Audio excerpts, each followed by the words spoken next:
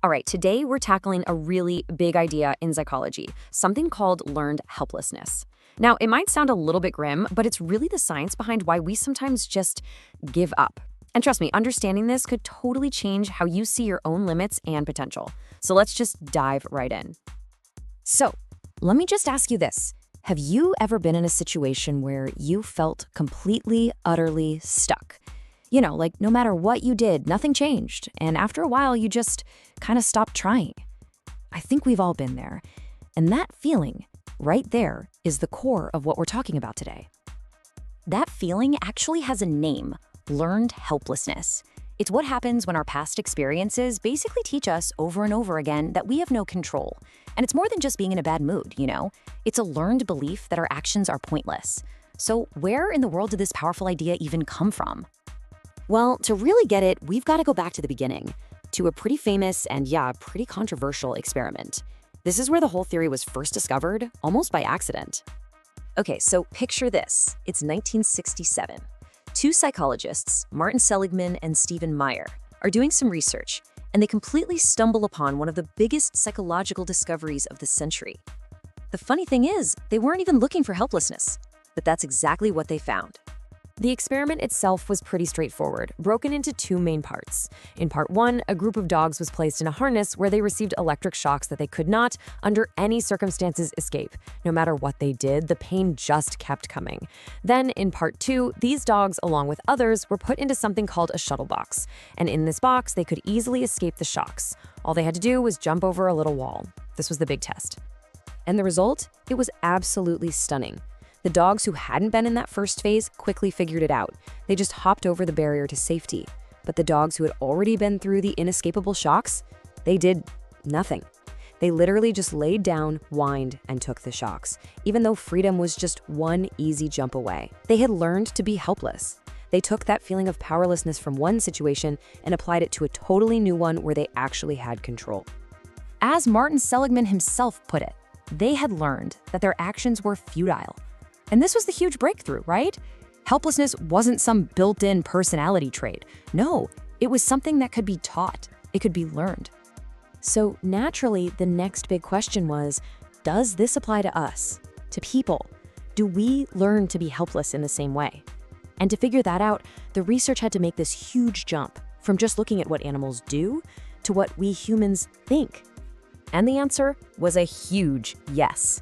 In later studies, more ethical ones thankfully, researchers used loud, annoying noise instead of shocks. The setup was basically the same. One group of people could press a button to make the noise stop. The other group had a button that did nothing. And later, when both groups were given a new puzzle to solve, the group that had no control just gave up way faster. This proved it. The critical thing wasn't the bad event itself. It was the belief that you couldn't control it. This discovery totally changed the game, shifting the focus from just behavior to our inner monologue. And it all came down to this one crucial question. When things go wrong, what's the story we tell ourselves? How do we explain that failure? And this is where it gets really practical for all of us. Researchers found that our explanations for bad stuff tend to follow three patterns, which they called the 3 Ps of a pessimistic mindset. First, we make it personal. It's all my fault. Second, we see it as permanent. This is never going to end. And third, we make it pervasive. This is going to mess up every part of my life. And thinking this way has real, massive consequences. Study after study shows that people who default to this pessimistic style don't just give up faster in lab tests. They're also at a much higher risk for depression, they tend to have worse physical health, and they generally achieve less over their lifetimes. It just goes to show you how much our thoughts can literally shape our reality. Okay, so let's bring this out of the lab and into the real world. Because let's be honest, this isn't just some weird psychological phenomenon. You can see its fingerprints all over our daily lives.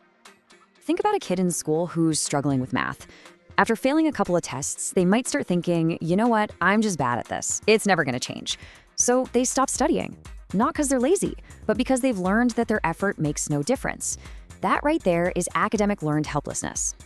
And this way of thinking, it's a central pillar of clinical depression. That feeling that you're worthless, that things will never get better, and that your sadness just taints everything, that is the 3 Ps in action. In fact, a huge goal of cognitive behavioral therapy, or CBT, is to directly identify and challenge these exact thought patterns. It even pops up at work. I mean, if you've ever had a job where you're constantly micromanaged or every idea you have gets shot down, you can develop what some call corporate helplessness. You just check out. You become disengaged and burned out because you've learned that taking initiative is pointless. Okay, I know, this has all been a little heavy, but here's where the story takes a really powerful, optimistic turn. Because the science didn't just stop with diagnosing the problem. It also figured out the solution. And that brings us to the million-dollar question, doesn't it?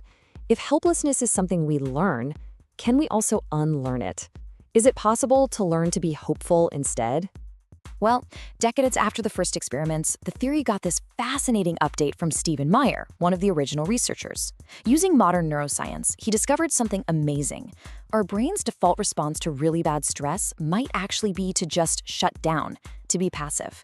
Which means the dogs didn't so much learn to be helpless as they failed to learn that they had control.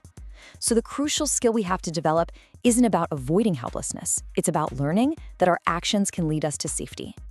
And this leads us right to the antidote, learned optimism. It's the perfect mirror image of that pessimistic style.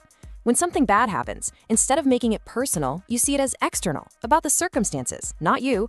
Instead of seeing it as permanent, you see it as unstable or temporary. And instead of it being pervasive and ruining everything, you see it as specific to just this one event. This isn't just positive thinking. It's a skill you can actually practice and get better at. So if there's one thing to take away from all of this, it's this. It's not the reality of a situation that controls what we do. It's our belief about that reality. It's our perception of control. That right there is where all the power is. And that really leaves us with this final, incredibly powerful idea. The best antidote to helplessness isn't just thinking happy thoughts. It's the real, hands-on experience of seeing your actions make a difference. It's that moment, whether it's big or small, when you rediscover that what you do truly, deeply matters.